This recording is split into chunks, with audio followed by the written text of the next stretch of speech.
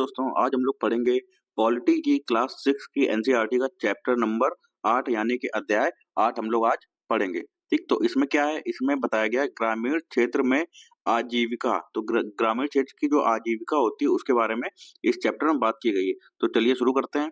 सबसे पहले यहाँ से हम लोग पढ़ना शुरू करते हैं। देखिए, पहले पार्ट में हमने अपने जीवन में मौजूद अनेक तरह की विविधताओं पर नजर डाली। हमने इस पर भी विचार किया कि अलग-अलग क्षेत्रों में रहने से वहाँ के लोगों के काम-धंधे पर कैसे असर पड़ता है। वहाँ पर पाए जाने वाले पेड़-पौधे, वहाँ की फसलें या दूसरी चीज़ें किस तरह उनके लिए महत्वपूर्ण हो जाती हैं। इस पाठ में हम यह देखेंगे कि गाँव में लोग किन विभिन्न तरीकों से अपनी आजीविका चलाते हैं, मतलब अपनी रोज़ी-रोटी कैसे चलाते हैं, अपना खान-पान कैसे करते हैं। ठीक?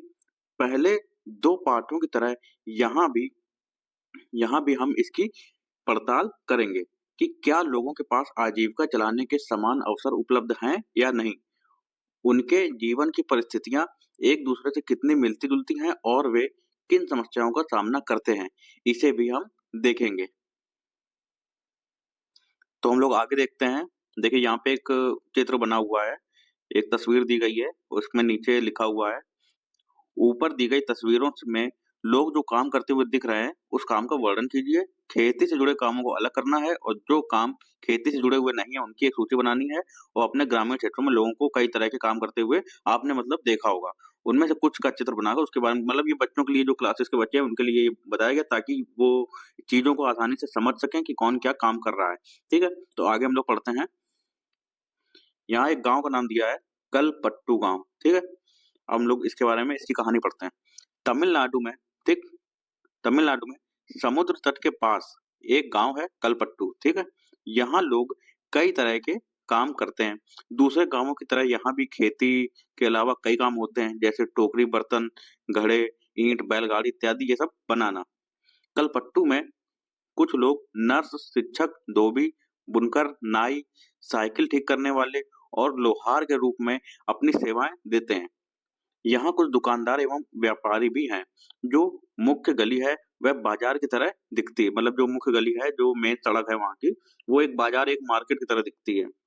कई सारी दुकानें होंगी वहाँ पे, इसलिए उसमें आपको तरह-तरह की कई छोटी दुकानें दिखेंगी, जैसे चाय, सब्जी, कपड़े की दुकान तथा 2 दुकानें बीज और खाद की हैं। 4 दुकानें चाय की हैं, जहाँ टिफ़िन भी मिलता है।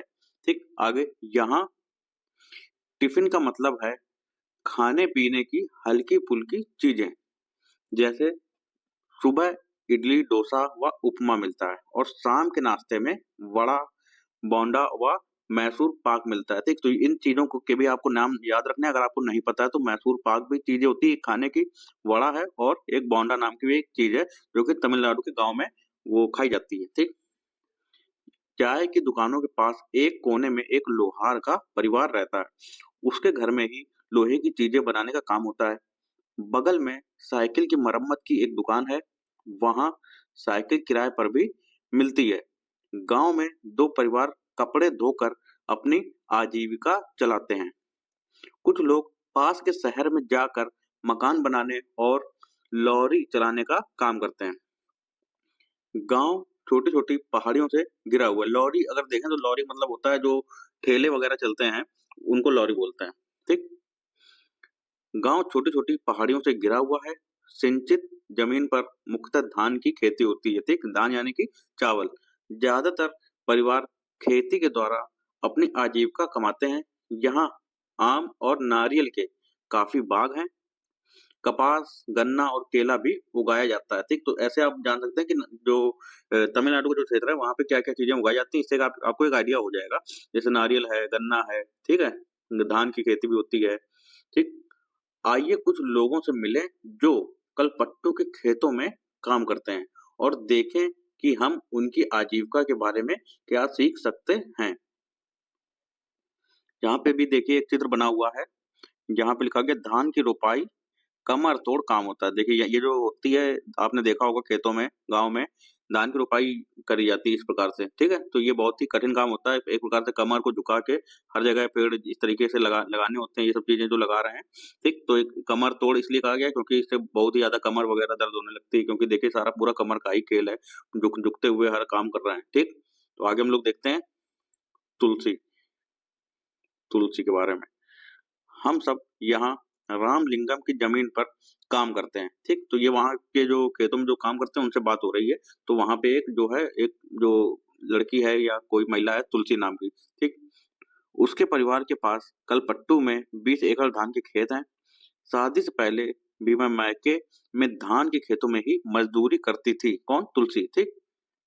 यहाँ मैं सुबह 8:30 से शाम 4:30 तक काम करती हूँ।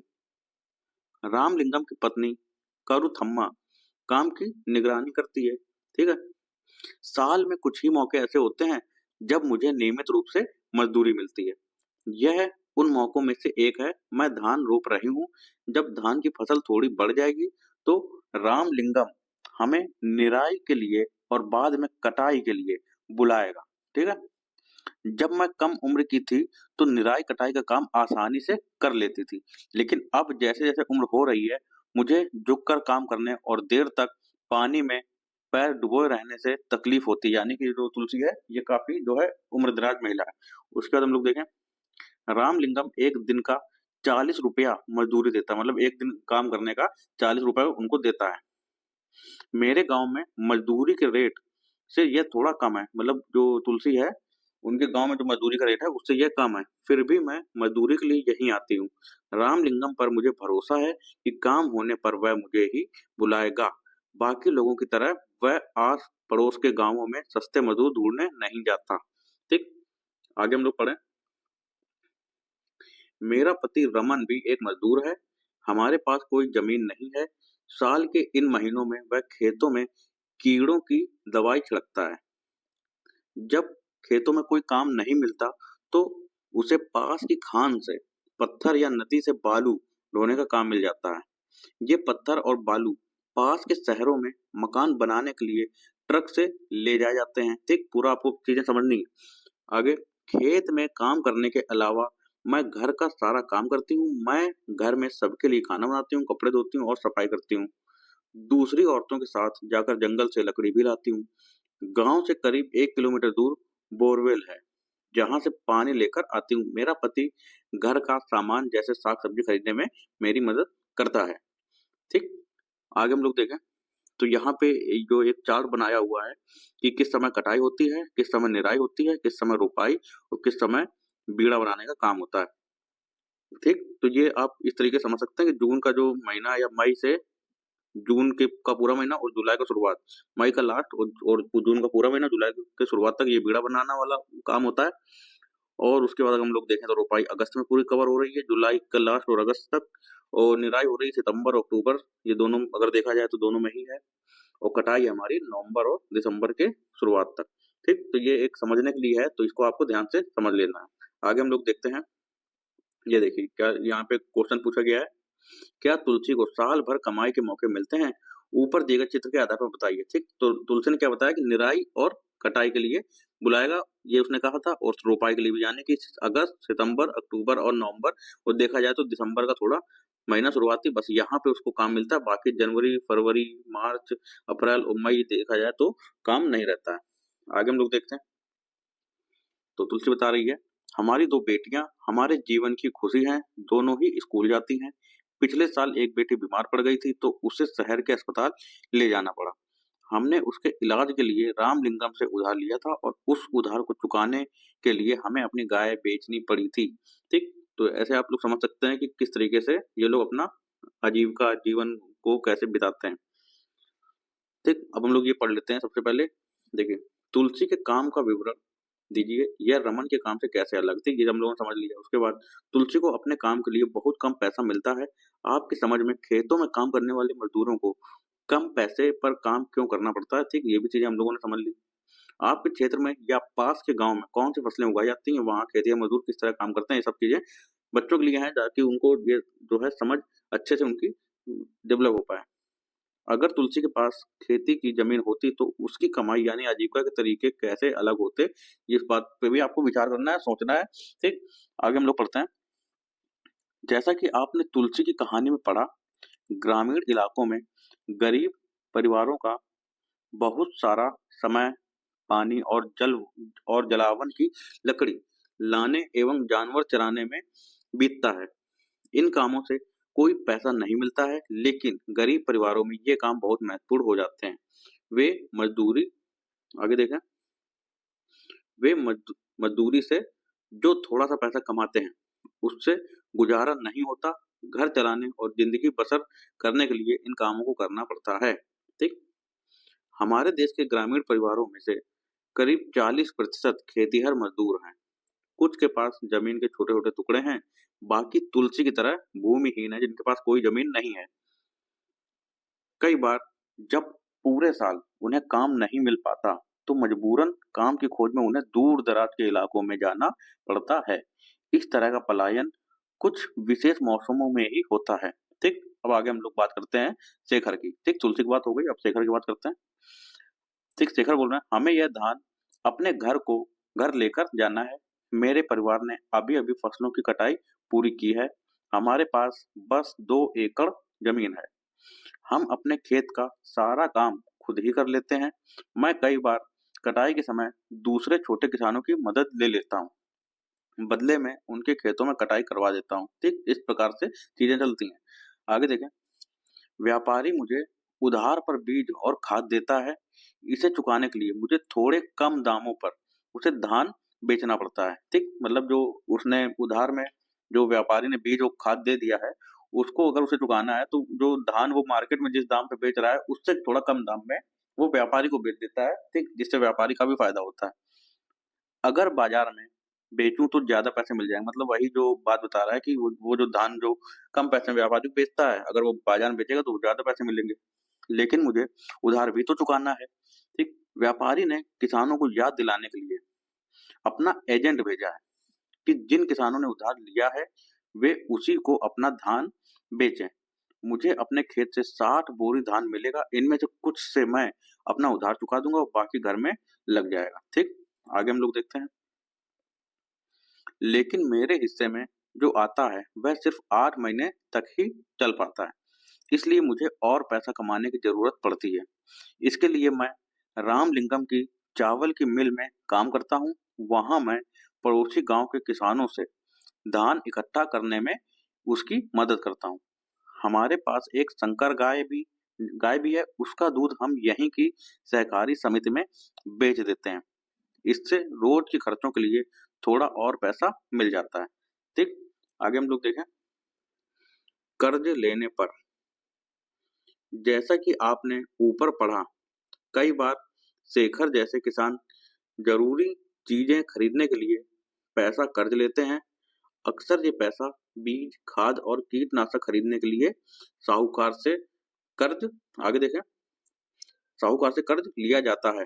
अब सबसे पहले इसको पढ़ लेते हैं। शेखर का परिवार क्या काम करता है?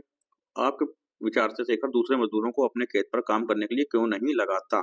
ठीक, ये आपको इस चीज के बारे में समझना है। बाकी शेखर शहर के बाजार में अपना धान क्यों नहीं बेच पाता, ये भी हम लोगों ने देख लिया है। ठीक है, क्योंकि व्यापारी को सस्ते में बेचना पड़ता है उधार चुकाने की वजह से। शेखर की बहन मीना ने भी व्यापारी से उधार लिया था, परंतु वह अपना धान उसको नहीं बेचना चाहती। उसने व्यापारी के एजेंट से कहा कि वह अपना उधार चुका देगी। मीना और व्यापारी के एजेंट के बीच इसको लेकर क्या बातचीत हुई होगी, दोनों के तर्कों को लिखे थे, ये सब अभी हम लोग आगे पढ़ेंगे। शेखर और तुलसी के जीवन में क्या समानताएं हैं और क्या अंतर है, ठीक, ये भी आपको सोचना है। आपके उत्तर के निम्नलिखित आधार हो सकते हैं। उनके पास कितनी जमीन है, उनको उधार क्यों लेना पड़ता है, उनकी कमाई के साधन क्या हैं और उन्हें दूसरों की जमीन पर काम करने की क्या जरूरत है। ठीक, आगे हम लोग पढ़ते हैं। अगर बीज अच्छी किस्म के नहीं होते या फसल को कीड़ा लग जाता है तो पूरी फसल बर्बाद हो सकती है। बारिश पूरी नहीं होने पर भी फसल खराब हो सकती है। ऐसी स्थिति में किसान अपना उधार नहीं चुका पाते। कई बार परिवार चलाने के लिए उन्हें और पैसा कर्ज के तौर पर लेना पड़ता है। जल्दी ही कर्ज इतना बढ़ जाता है कि किसान कितना भी कमा ले वह उसे चुका नहीं पाता। इस स्थिति में कहते हैं कि किसान कर्ज तले दब गया। पिछले कुछ सालों में यह किसानों की विपदा का मुख्य कारण बन गया है। ठीक, तो यहाँ पे आप लोग किसानों की जो दुर्दशा जिस प्रकार से हुई है, उसका जो एक रीजन है वो समझ सकते हैं। ठीक, आगे हम लोग पढ़ें। कई क्षेत्रों में किसानों ने कर्ज के बोझ से दबकर आत्महत्या तक कर ली है। ठीक, तो ये आपने भी कई बार न्यूज़पेपर में, कई बार खबरों में ये सब चीजें सुनी होंगी। आगे हम लोग देखें। रामलिंगम और करू थम्मा। जमीन के अलावा रामलिंगम के परिवार के पास एक चावल की मिल है और बीज व कीटनाशक बेचने के लिए एक दुकान है। चावल की मिल में उन्होंने कुछ अपना पैसा लगाया और थोड़ा सरकारी बैंक से कर्ज लिया था। वे कलपट्टू और आसपास के गांवों से ही धान खरीदते हैं। मिल का चावल आसपास के शहरों के व्यापारियों को बेचा जाता है। इससे उनकी अच्छी खासी कमाई हो जाती है। ठीक, अब हम लोग ये पढ़ लेते हैं। तुलसी और शेखर का विवरण दोबारा पढ़िए, वे बड़े किसान रामलिंगम के बारे में क्या कहते हैं। इसके साथ जो आपने रामलिंगम के बारे में पढ़ा, उसे जोड़ते हुए निम्नलिखित सवालों का जवाब देना है। क्या क्या है, उसके पास कितनी जमीन है, अपनी जमीन पर उगने वाले धान का वह क्या करता है, और खेती के अलावा उसकी कमाई के और क्या साधन है, ये सब चीजें हम लोग पढ़ेंगे। आगे, भारत की खेतिहर मजदूर और किसान। कलपट्टू गांव में तुलसी की तरह के खेतिहर मजदूर हैं, शेखर की तरह के छोटे किसान हैं और रामलिंगम जैसे बड़े किसान हैं। भारत में प्रत्येक 5 ग्रामीण परिवारों में से लगभग 2 परिवार खेतिहर मजदूरों के हैं। ऐसे सभी परिवार अपनी कमाई के लिए दूसरों के खेतों पर निर्भर रहते हैं। इनमें से कई भूमिहीन हैं और कईयों के पास जमीन के छोटे छोटे टुकड़े हैं। शेखर जैसे छोटे किसानों को लें तो उनकी जरूरतों के हिसाब से खेत बहुत ही छोटे पड़ते हैं। भारत के 80% किसानों की यही हालत है। भारत में केवल 20% किसान रामलिंगम जैसे बड़े किसानों की श्रेणी में आते हैं। ठीक, तो ये आपको डाटा ध्यान रखना है। ऐसे किसान गांव की अधिकतर जमीन पर खेती करते हैं। ठीक, आगे हम लोग ये देखते हैं। रामलिंगम की 20 एकड़ जमीन के एक हिस्से पर रोपी गई धान की फसल तुलसी जैसे खेतिहर मजदूरों की कड़ी मेहनत का नतीजा है। ठीक, तो ये धान की जो फसल बोई गई है कितने 20 एकड़ में, यानी कि उसके पास कितनी जमीन है, 20 एकड़ की जमीन है। आगे हम लोग देखें। उनकी उपज का बहुत बड़ा भाग बाजार में बेचा जाता है। कई बड़े किसानों ने अन्य काम धंधे भी शुरू कर दिए हैं, जैसे दुकान चलाना, सूद पर पैसा देना, छोटी छोटी फैक्ट्रियां चलाना इत्यादि। आगे हम लोग पढ़ें। तो यहाँ पे दिया गया, ऊपर दिए गए आंकड़ों को देखते हुए क्या आप यह कह सकते हैं कि भारत के अधिकतर किसान गरीब हैं? आपकी राय में इस स्थिति को बदलने के लिए क्या किया जा सकता है? ये अपने हिसाब से उसका जो है एक विचार देना है और एक सॉल्यूशन बताना है उस स्थिति को बदलने का। ठीक, आगे हम लोग पढ़ें। हमने कलपट्टू में होने वाली खेती के बारे में पढ़ा। ग्रामीण क्षेत्रों में खेती के साथ साथ लोग जंगल की उपज और पशुओं आदि पर निर्भर रहते हैं। ठीक, उदाहरण के लिए मध्य भारत के कुछ गांवों में खेती और जंगल की उपज दोनों ही आजीविका के महत्वपूर्ण साधन है। महुआ बिनने, तेंदू के पत्ते इकट्ठा करने और शहद निकालने और इन्हें व्यापारियों को बेचने। तेंदू के जो पत्ते होते हैं, जो बीड़ी होती है ना, बीड़ी बीड़ी जिसकी बनती है वो जो होता है वो तेंदू का ही पत्ता होता है। ठीक, इन्हें व्यापारियों को बेचने जैसे काम अतिरिक्त आय में मदद करते हैं। इसी तरह सरकारी समिति को या पास के शहर के लोगों को दूध बेचना भी कई लोगों के लिए आजीविका कमाने का मुख्य साधन है। समुद्र तटीय इलाकों में हम देखते हैं कि पूरे के पूरे गांव मछली पकड़ने में लगे हुए हैं। आइए अरुणा और पारिवेलन के जीवन के बारे में पढ़कर मछली पकड़ने वाले एक परिवार के बारे में थोड़ा और जानें। यह परिवार कलपट्टू के पास पुट्टूपेट नाम के गांव में रहता है। ठीक, तो हम लोग को आगे दूसरी कहानी पढ़नी है जो कि मछली पकड़ने संबंधित है। अगर ये देखें तो ये नागालैंड की सीढ़ीनुमा खेती है। ठीक, ये आप लोग देख सकते हैं चित्र में, सीढ़ीनुमा है। ठीक, ये एक बना, ये सीढ़ी बनी, ये बनी, ये इस तरीके से। यह एक गांव है जिसका नाम चिजामी है। यह नागालैंड के फेक जिले में। ठीक, तो ये भी आपको नाम याद रखना है। जो चिजामी है कहाँ पे, नागालैंड के फेक जिले में। ठीक, इस गांव में रहने वाले लोग चखेसंग समुदाय के हैं। ठीक, यानी कि चखेसंग समुदाय कहाँ पाया जाता है, नागालैंड में। वे सीढ़ीनुमा खेती करते हैं। इसका मतलब है कि पहाड़ी की ढलाऊ जमीन को छोटे छोटे सपाट टुकड़ों में बांटा जाता है और उस जमीन को सीढ़ियों के रूप में बदल दिया जाता है। प्रत्येक सपाट टुकड़े के किनारों को ऊपर उठा देते हैं जिससे पानी भरा रह पाए। यह चावल की खेती के लिए सबसे अच्छा है। ठीक, तो ये भी आपको ध्यान रखना है, जो सीढ़ीनुमा जो खेती होती है और वो जो है चावल के लिए बहुत ही अच्छी है। तिजामी के लोगों के पास अपने-अपने खेत हैं, लेकिन वे इकट्ठे होकर एक-दूसरे के खेतों में भी काम करते हैं। वे 6 से 8 लोगों का एक समूह बनाते हैं और इकट्ठे मिलकर पहाड़ के एक हिस्से पर घास-पतवार साफ करते हैं। जब दिन का काम खत्म हो जाता है, तो सारा समूह इकट्ठे बैठकर खाना खाता है। ऐसा कई दिनों तक चलता रहता है, जब तक काम खत्म नहीं हो जाता। ठीक, तो यहाँ पे लोग जो है एक समूह में लेके जो है पूरे खेत का काम करते हैं अच्छे से, मतलब मिल-जुल के जो है खेती करते हैं। आगे हम लोग पढ़ें यहाँ पे अरोड़ा और पारिवेलन की जो हमें कहानी पढ़नी है, मछली से का जो व्यापार उससे संबंधित। पुदपेट कलपट्टू से ज्यादा दूर नहीं है। यहाँ लोग मछली पकड़कर अपनी आजीविका चलाते हैं। उनके घर समुद्र के पास होते हैं और वहाँ चारों ओर जाल और कैटामरैन, यानी कि जो मछुआरों की खास तरह की छोटी नाव होती है उसको बोलते हैं कैटामरैन। ठीक, आपको समझना है कि पंक्तियां दिखाई देती हैं। सुबह 7 बजे समुद्र किनारे बड़ी गहमा गहमी रहती है। इस समय सारे कैटामरैन मछलियां पकड़कर लौट आते हैं। मछली खरीदने और बेचने के लिए बहुत सारी औरतें इकट्ठा हो जाती हैं। मेरा पति पारिवेलन, मेरा भाई और जीजा आज बड़ी देर से लौटे थे कि ये एक जो है पत्नी की कहानी जो यहाँ बताई जा रही है। ठीक, मैं बहुत परेशान हो गई थी। ये हमारे कैटामरैन में इकट्ठे ही समुद्र में जाते हैं। उन्होंने बताया कि आज वे तूफान में फंस गए थे। आगे, आज जो मछलियां पकड़ी गई उनमें से मैंने परिवार के लिए कुछ मछलियां एक तरफ उठाकर रख दी, बाकी मैं नीलाम कर दूंगी। इस नीलामी से जो पैसा मुझे मिलता है वह 4 भागों में बढ़ जाता है। 3 हिस्से उन 3 लोगों में बढ़ जाते हैं जो मछली पकड़ने जाते हैं। बाकी एक हिस्सा उसे मिलता है जिसकी नाव और जाल वगैरह होते हैं। क्योंकि जाल कैटामरैन और उसका इंजन हमारे हैं, तो वह हिस्सा भी हमें ही मिल जाता है।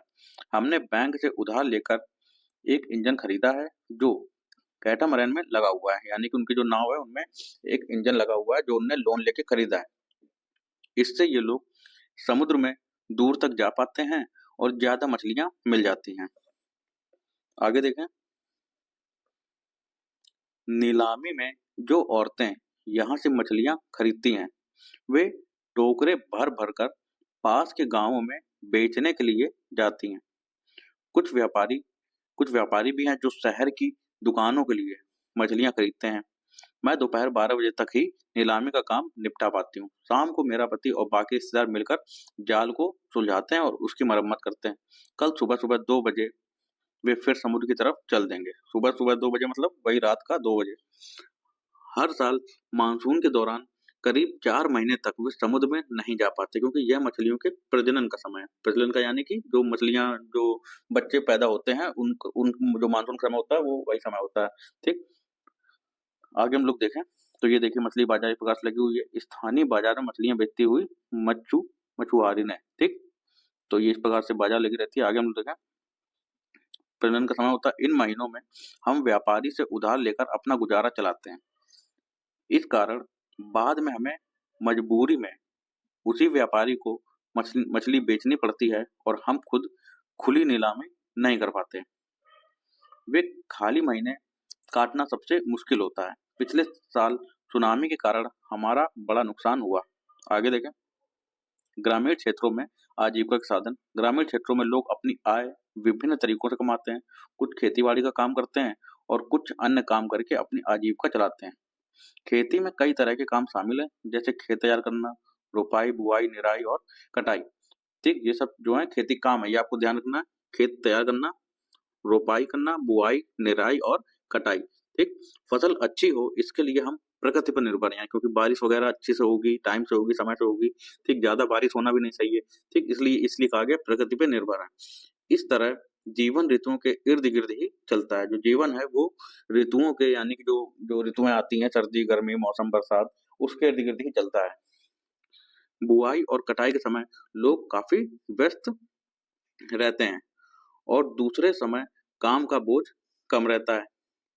देश के अलग अलग क्षेत्रों में ग्रामीण लोग अलग अलग तरह की फसलें उगाते हैं, फिर भी हम उनके जीवन की परिस्थितियों में और उनकी समस्याओं में काफी समानताएं पाते हैं।